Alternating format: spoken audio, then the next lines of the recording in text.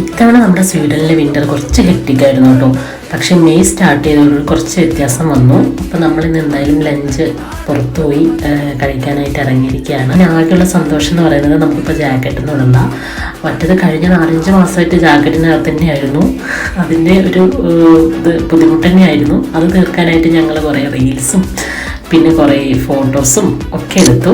അതൊക്കെ കഴിഞ്ഞ് ഞങ്ങൾ നേരെ ചെന്നത് ഒരു സെൻറ്ററിൽ തന്നെയുള്ളൊരു ചൈനീസ് റെസ്റ്റോറൻറ്റിലാണ്. ബുഫേ അവിടെ നിന്നായിരുന്നു കഴിച്ചത്. അപ്പോൾ അവിടെ മെയിൻ കോഴ്സായിട്ട് ബീഫും ചിക്കനും പ്രോൺസും ഒക്കെ ഉണ്ടായിരുന്നു റൈസിൻ്റെ കൂടെ. പിന്നെ കുറേ സാലഡ്സും ഒക്കെ ഉണ്ടായിരുന്നു.